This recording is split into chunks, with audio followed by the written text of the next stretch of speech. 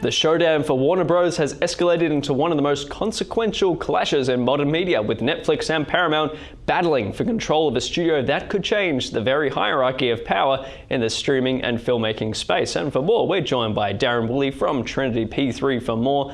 Darren, what do you think, and who do you think actually has a stronger position right now, Netflix or Paramount? Well, look, it's interesting because when you read the reports, Nathan, the board of Warner Brothers seems to be favouring Netflix because they're taking a longer-term view of that investment. The Paramount offer is primarily cash, and so Netflix is shares and cash, and they see shareholders having Netflix shares giving longer term value. So they seem to be slightly ahead. My concern is if Warner Brothers get into bed with Netflix, what happens to Netflix and chill? I know, it's very scary. I guess we take them along to the cinema for a very limited time. So how important is Netflix's offering of equity upside in influencing shareholder sentiment? Well, I think having a position in Netflix has to be popular because they seem to be the dominant player. The thing is, you have to also think about things like Hollywood and the production industry is worried about this consolidation of production power, because Netflix is very much a data-driven producer of content and a streamer of content. And there is a concern in Hollywood that this will narrow the view of the projects that get red-lighted or green-lighted, to go forward. You also have to think about advertising because Netflix, as you know, has significantly moved into advertising and streaming. And it can only be a positive for advertisers to have a more consolidated and a more dominant player in the short term because it makes it easier to place advertising. It's interesting you say red light versus green light. I mean, we've had a few controversies with Warner Brothers recently, so this sort of takeover is not a surprise. Coyote versus Acme, that movie that they sort of pawned off a couple of years ago, it was acquired by another company to distribute it. Do you think Netflix will be able to help with this when it comes to producing more movies, or what do you see in that space?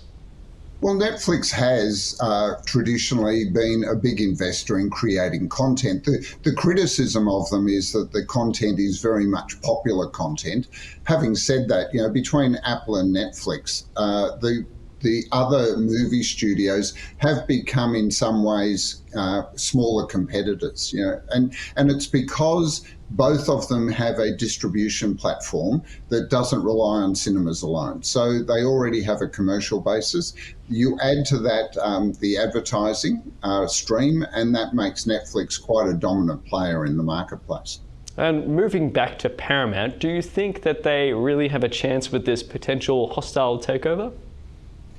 I have not seen anything written that says that they're in front, even though they're offering a premium on the shares above and beyond Netflix. The recommendation I read from the board of Warner Brothers Discovery was to prefer the Netflix offer. So it'll be interesting if the shareholders go with the board's recommendation or they just go for the short-term cash.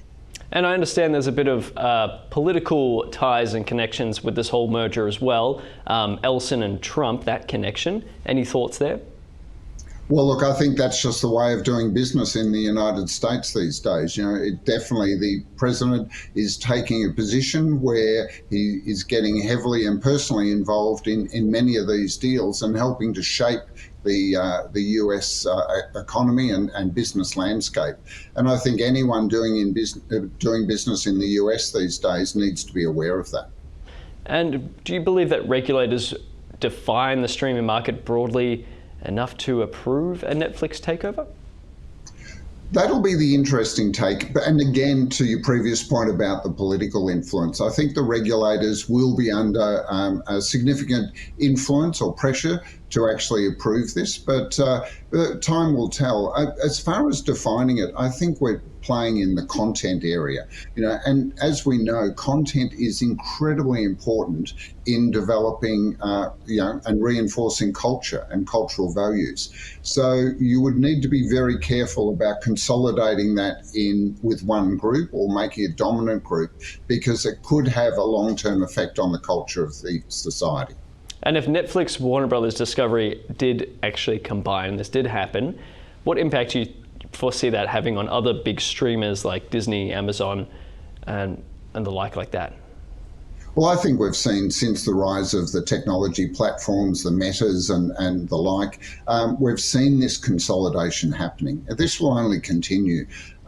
Content is king, many say, because it's where consumers will then go to, where you've got their attention. There's opportunities for advertising revenue. And advertising revenues are predicted to hit the $1 trillion this or next year. And so, that is a big purse to play for a share of that wallet. The bigger the player, the more likely they are to dominate their share of that purse.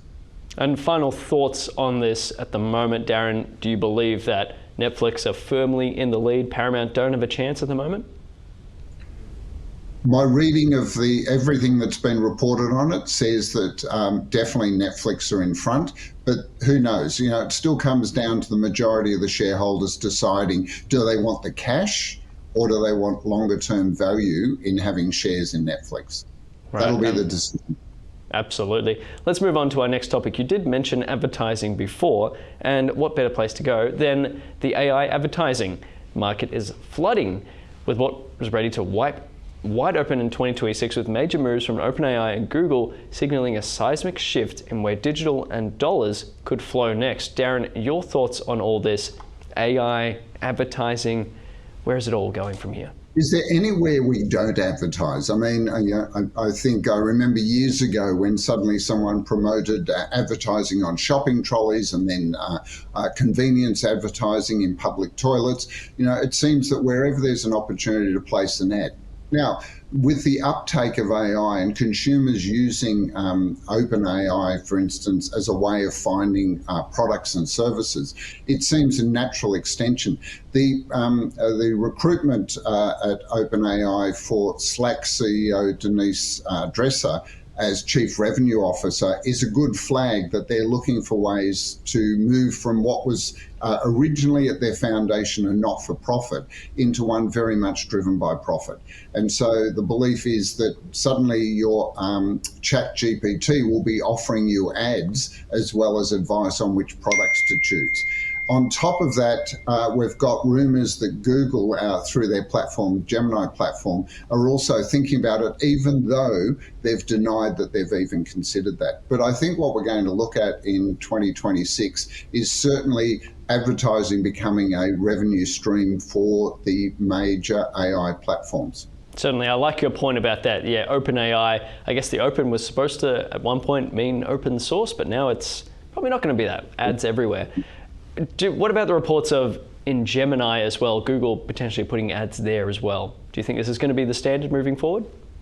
Yeah, look, there was a report of Google by Adweek briefing marketers on the possibility of launching ads inside Gemini next year.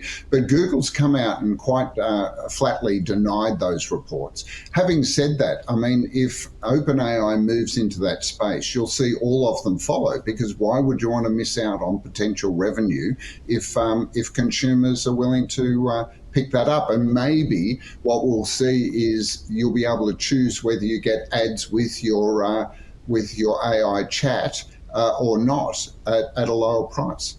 So you'd kind of consider this an AI advertising arms race in a sense like that, right? Possibly. As soon as one moves, the rest will obviously consider moving on board. And we've seen that with streaming. We saw that with the platforms. Advertising is a major source.